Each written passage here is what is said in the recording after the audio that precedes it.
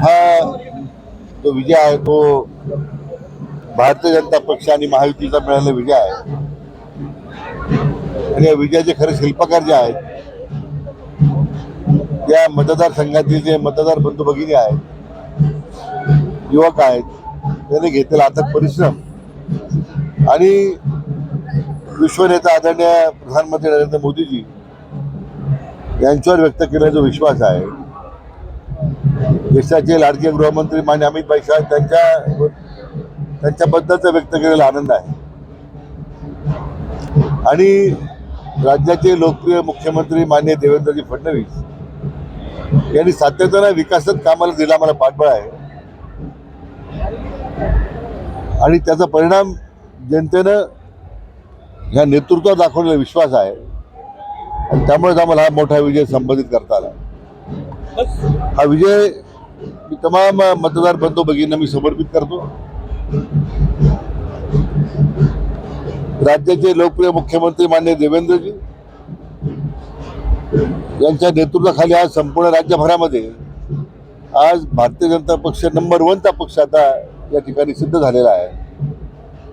त्यांना सुद्धा मी या विजयाबद्दल मनपूर्वक अभिनंदन करतो. आणि मला वाटतं शिर्डीच्या आणि राहत्या नागरिकांनी विकासाला दिलेलं जे मत आहे निश्चितपणे त्यांच्या विश्वासाला सार्थक राहू अशा प्रकारची खात्री त्यांना मी देऊ इच्छितो. दक्षिणेमध्ये जर म्हटलं तर संपूर्ण महायुती आलेली 4 जागी दक्षिणेमध्ये मोठं यश मिळालेलं आहे.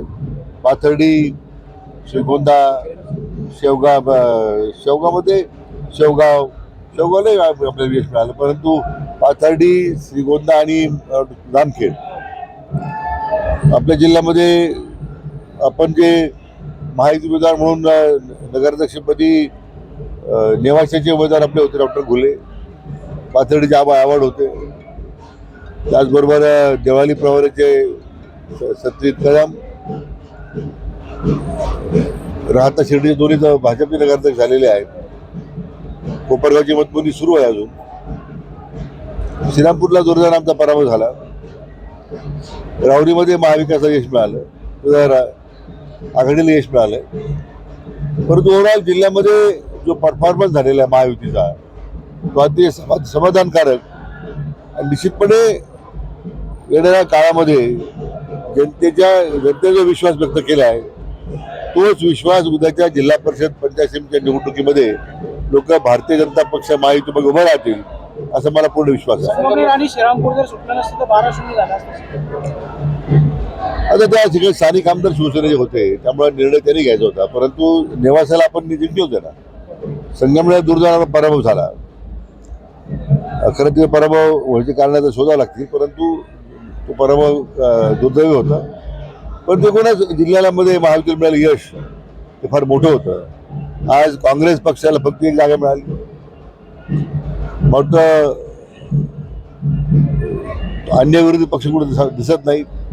कारण संगमनेरला मिळालेलं यश हे काँग्रेसचं नव्हतं, ते संगमनेर सीमा आघाडीचं काहीतरी मतदान होतं. तसे त्यामुळे या जिल्ह्यामध्ये उभाटा असेल, शरद पवारांची राष्ट्रवादी असेल किंवा काँग्रेस आहे, या जिल्ह्यातून फार हद्दपार झालेली आहे याचा आम्हाला आनंद आहे. कोपरगावमध्ये आपण म्हटलं होतं की भाजपचाच नगराध्यक्ष होईल. काटेकी टक्कर सुरू आहे. 100 मतांचा फरक आहे आणि संधान आघाडीवर आहे भाजप. नाही तर अजून 12 फेरी झालेल्या आहेत असं मला सांगण्यात आलं. अजून 3 फेऱ्या बाकी आहेत. त्यामुळे आता काटेकी टक्कर आहे, पण मला खात्री आहे की आपला उमेदवार विजय होईल. विरोधक जे आहेत ते नेहमीप्रमाणे आरोप करतील की यामध्ये काहीतरी मताचा फेरबदल केला आहे असं आहे. काय म्हणतं असं याचं उत्तर देशातल्या जनतेनं बिहारच्या निवडणुकीत दिलेलं आहे. हे वोट चोरी, EVM, आणि तेच उत्तर राज्यात जनतेनं भाजपला, महायुतीला एकत्र जर विचार झाला, भारतीय जनता पक्ष, शिवसेना आणि राष्ट्रवादी काँग्रेस, मला वाटतं 80% ठिकाणी राज्यभरामध्ये महायुतीचा विजय झालेला आहे. महानगरपालिका अशाचप्रमाणे विजय होतो. 100% महानगरपालिकेत भाजपचा झेंडा फडकणार. तिथं आमची आता महायुती करण्यासाठी चर्चा सुरू आहे. मला विश्वास आहे की महायुती होईल.